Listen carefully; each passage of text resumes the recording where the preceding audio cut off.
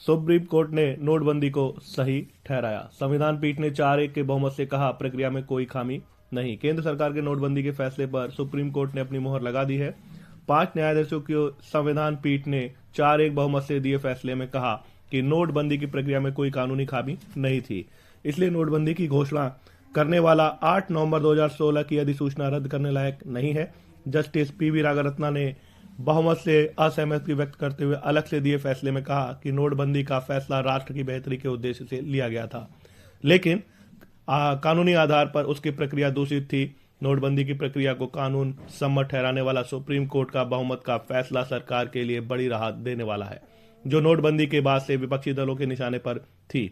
सोमवार को justice S Abdul Nazeer, B R Gavai, A S Bopanna, V Ramasubramanian और बी वी रागरत्ना की 5 सदस्यीय संविधान पीठ ने नोटबंदी को चुनौती देने वाली 58 याचिकाओं पर यह ऐतिहासिक फैसला सुनाया। 4 न्यायाधीशों की ओर से बहुमत के फैसले में हर उस बिंदु को खारिज कर दिया गया जिस पर कुछ लोग सवाल खड़े कर रहे थे। बहुमत का फैसला सुनाते हुए जस्टिस बी आर गवई ने कहा कि 500 से 1000 के नोट को प्रतिबंध करने की अधिसूचना वैध थी। केंद्र सरकार को सभी सीरीज के नोटों को प्रतिबंध करने का अधिकार है। पूर्व में 2 मौकों पर कानून के जरिए नोटबंदी हुई थी।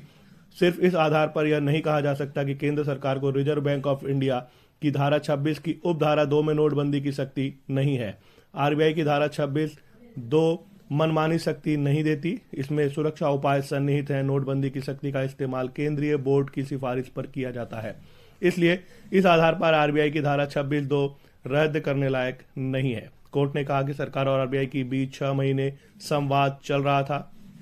बहुमत के फैसले में कोर्ट ने नोट बदलने के लिए तय की गई 52 दिन की समय अवधि को अतार्किक नहीं ठहराया। कोर्ट ने कहा कि आरबीआई बैंकों के एक तय अवधि के बाद बंद किए गए नोटों को स्वीकार करने का अधिकार नहीं दे सकता।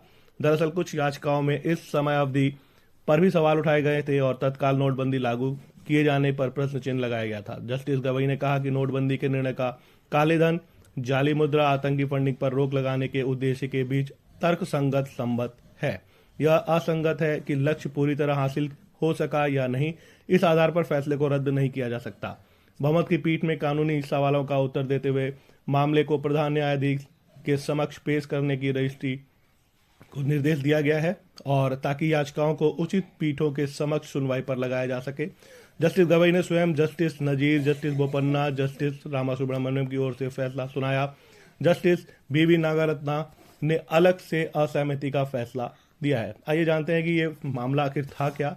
8 नवंबर 2016 को सरकार ने 500 से 1000 नोटों को बंद करने की घोषणा की थी। नोटबंदी की इस घोषणा पर व्यापक प्रतिक्रिया हुई थी। विभिन्न हाई कोर्टों और सुप्रीम कोर्ट में याचिकाएं दाखिल कर नोटबंदी को चुनौती दी गई। बाद में सुप्रीम कोर्ट ने सभी उच्च न्यायालयों में लंबित मामले अपने यहां स्थानांतरित कर लिए थे। सुप्रीम कोर्ट ने 58 याचिकाएं लंबित थी जिससे नोटबंदी को चुनौती दी गई थी। सरकार ने बताया कि आखिर उसका उद्देश्य क्या था इसके पीछे, तो जानते हैं आइए उसके बारे में। नोटबंदी के पीछे सरकार का उद्देश्य था कि काले धन पर लगाम लगे, काले धन और हवाला कारोबार के जरिए पनप रही आतंकी गतिविधियों पर लगाम लगे, कैशलेस इकोनॉमी को बढ़ावा मिले और नकली करेंसी पर लगाम लगे। सरकार को अपने उद्देश्यों में काफी कुछ सफलता भी मिली है। देश में कैशलेस लेन देन का चलन बढ़ा है। अब दुनिया का 40% डिजिटल लेन देन भारत में होता है। नोटबंदी के फैसले से जनता को परेशानी हुई, सिर्फ इस आधार पर इसे खारिज नहीं किया जा सकता। सार्वजनिक हित को व्यक्तिगत हित पर प्राथमिकता दी जानी चाहिए। केंद्र की अधिसूचना इसी को लेकर थी, ऐसा कहना है जस्टिस बी आर गवई, जो कि बहुमत टीम का फैसला है। और दूसरे फैसले की बात करें तो आरबीआई कानून की धारा 26(2) के तहत जारी नोटबंदी की अधिसूचना गैर कानूनी थी। नोटबंदी की प्रक्रिया दूषित थी। इस प्रक्रिया को लागू करने वाला 2016 का अध्यादेश और 2017 का कानून भी गैर कानूनी था, ऐसा कहना है जस्टिस बी वी नागरत्ना, जो कि अल्पमत का फैसला है। वैसे तो ये एक ऐसा फैसला है जिससे कि बहुत बड़ी जो चर्चा कई गलियारों में चली आ रही थी उस पर पूर्ण विराम लगेगा।